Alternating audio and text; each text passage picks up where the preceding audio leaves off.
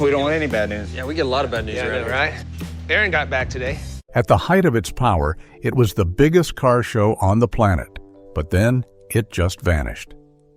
In 2020, after 16 seasons and millions of fans, Fast and Loud went dark, and the Discovery Channel never said why. Richard Rawlings, the fast-talking, beer-drinking mastermind behind it all, walked away from the empire he built. But what really happened behind the garage doors? The real story is not just about a show ending. It's about a partnership that shattered, a brand that spiraled out of control, and a secret deal that held him hostage for years. The Vanishing Act. For 8 years, Fast and Loud was more than just a TV show. It was a global phenomenon. From 2012 to 2020, Richard Rawlings and his Gas Monkey Garage crew in Dallas, Texas, turned rust into gold, building some of the most incredible custom cars ever seen on television. The show ran for 16 seasons, producing over 160 episodes that drew in millions of viewers with every burnout and every million-dollar deal. In its final season, the ratings were the highest they had ever been, making its sudden end even more confusing. When the final episode aired on June 8, 2020, fans were left with a huge question. Why would a hit show at the peak of its popularity just disappear? The network stayed silent, leaving everyone to guess what went wrong. The truth, however, started to leak out years earlier, with a crack in the foundation of Gas Monkey Garage that would eventually bring the whole house down. The bearded wonder walks away. Every empire has a heart, and for Gas Monkey Garage, that heart was Aaron Kaufman. Known as the Bearded Wonder, he was the quiet genius, the master fabricator who could turn Richard's wild ideas into reality. While Richard was the face and the salesman, Aaron was the soul of the garage, the man whose skill made the show possible. For 14 years, they were the perfect duo, or so it seemed on camera. That's why in 2017, the car world was rocked when it was announced that Aaron Kaufman was leaving Gas Monkey for good. On the show, Richard Rawlings acted completely surprised. He said the decision came completely out of left field and that it wasn't his choice. The official story given to the public was that Aaron was simply burned out. The show's deadlines were brutal. A project that should take months had to be finished in just a few days, sometimes in as little as 9 days. Aaron talked about working 110 hours a week, sometimes falling asleep in the cars he was trying to fix. He told Richard he needed an extended vacation and that he wanted to skin some other cats, a strange way of saying he had other things he wanted to do. But the real story was much deeper than just long hours. There was a growing creative war happening inside the garage. Aaron, the true craftsman, wanted to build bigger, more complicated, and more ambitious cars. He wanted to push the limits of what was possible. The tipping point for him was a car called the EcoBoosted de Tommaso Pantera. It was a massive, difficult build that took longer than the show's tight schedule allowed. For Aaron, this was the kind of car he lived to build. But for television, it was a problem. The network and the show's format needed smaller projects that could be finished quickly and flipped for a profit at auction. Aaron felt like his creativity was being crushed by the demands of TV. He later said in an interview that he saw a fork in the road. He wanted to build cars like the Pantera, or even bigger, but TV needed cars that were much smaller. On top of the creative battles, there were personal problems growing between the two men. Aaron admitted there were growing personal issues and professional differences of opinion. The fun, easy friendship that fans loved to watch on screen was an illusion. The tension had been building for years. The final cold truth came out later in an interview with Richard. He admitted that he and Aaron were never really buddies. He said Aaron was just his employee from the time he was 20 years old and that they never hung out outside of work. This one sentence shattered the myth that Fast and Loud was built on. It wasn't a show about two best friends building cars. It was a show about a boss and his employee. During Aaron's final scene on the show, as he told Richard he was leaving, the pain on Richard's face seemed real. He told Aaron he wouldn't change a single thing about the last 14 years, except for maybe the last 10 minutes. The partnership was over, and Richard has since said there will never be a reunion. Not in this lifetime. The quiet genius was gone, and the soul of Gas Monkey Garage had walked out the door with him. But the bearded wonder wasn't the only ghost to haunt the Gas Monkey Garage. Years before Aaron walked, other key members of the crew were shown the door under a cloud of controversy that hinted at a darker side to the fun-loving shop. It was a sign that Richard Rawlings was running his garage with a specific set of rules, and breaking them had serious consequences. The Misfit Mutiny. Longtime fans of Fast and Loud will remember Tom Smith and Jordan Butler. They were two of the most popular mechanics, or monkeys as they were called, in the early seasons. They were the comic relief, always cracking jokes and bringing a lighthearted energy to the garage. Then one day, they were gone. The show explained that they were fired for poor work performance and showing up late. But the real story that came out later was much stranger. According to reports, the real reason they were fired had nothing to do with their work on cars. It started when a fan with cystic fibrosis came to the garage. The fan wanted to take a few pictures with one of Richard's cars.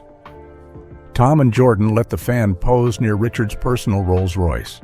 When a manager saw this, he got angry. Tom and Jordan told the manager to chill out, using some profane language. A few hours later, Richard fired both of them. Tom Smith later said it was the only job he had ever been fired from, and the reason for it was not a good one. Richard seemed to be sending a clear message: do not mess with my personal property or my authority. But this is where the story takes a bizarre turn. Shortly after being fired, Tom and Jordan became the stars of a brand new TV show called Misfit Garage. The show was about a group of underdog mechanics who started their own shop to compete with Gas Monkey. It was the perfect reality TV drama, the fired employees getting revenge on their old boss.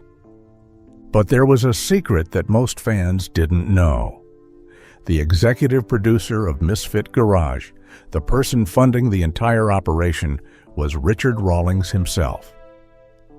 Not only that, but the building that the Misfits used for their new shop, Fired Up Garage, was also owned by Richard. He was their landlord.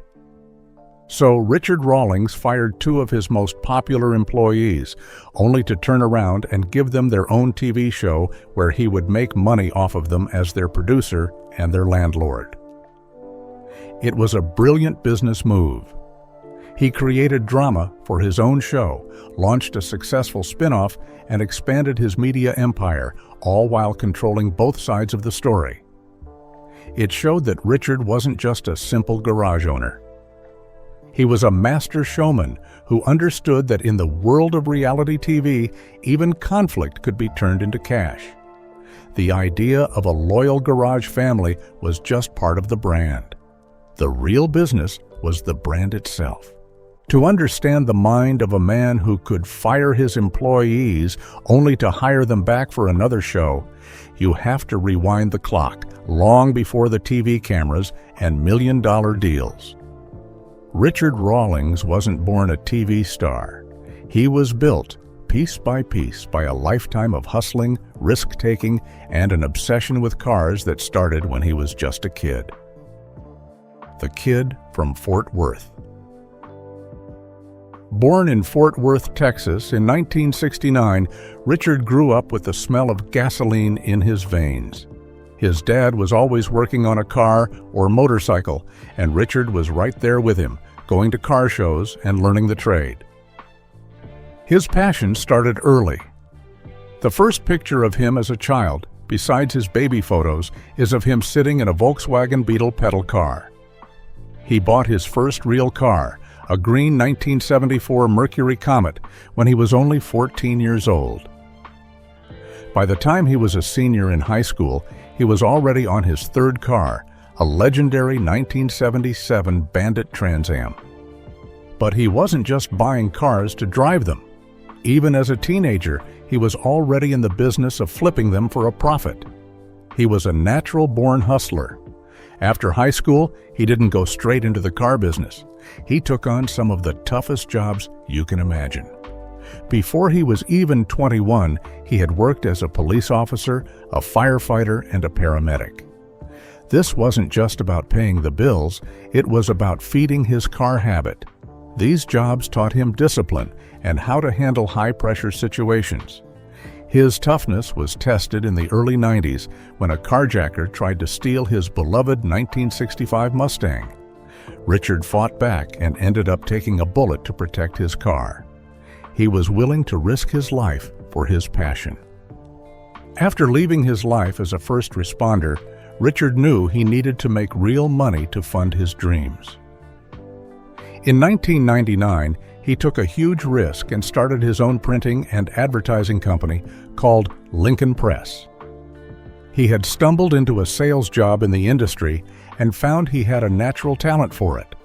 He understood branding and marketing better than anyone. He built Lincoln Press from the ground up with a small business loan and turned it into a major success. But even with a successful company, he felt like something was missing. His true passion was still cars. So in 2004, he made the biggest gamble of his life. He sold his successful printing company to get the money to start Gas Monkey Garage. He traded a safe and profitable business for a dream. He hired a talented young mechanic he had worked with before, Aaron Kaufman, and they started in a tiny 1,300 square foot shop. The place had no running water and no heat or air conditioning. For the next 2 years, they worked in those tough conditions and traveled all over the country, going to every car show and swap meet they could find. They were trying to build the Gas Monkey name from nothing. Richard's entire life had been a series of building something successful and then risking it all for a bigger dream. Leaving his job as a cop, selling his printing business, and now starting Gas Monkey Garage were all part of a pattern. He was a man who could never stand still, and he was betting everything he had that the world would one day care about his little garage in Dallas. Richard's gamble paid off bigger than he could have ever imagined.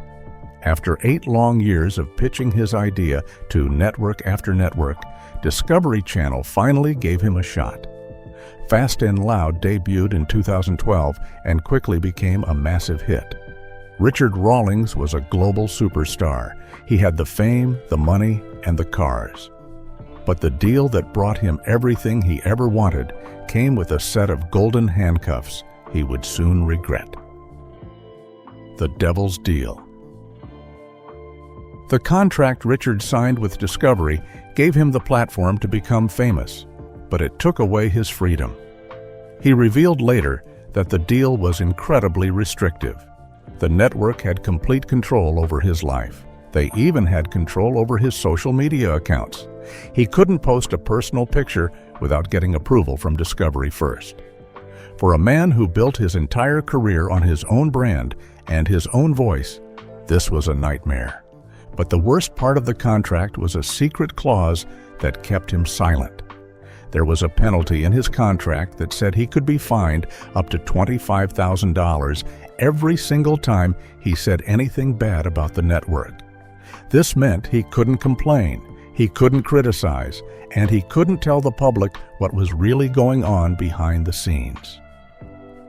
He was effectively gagged, trapped by the very company that made him a star. He also felt creatively stuck.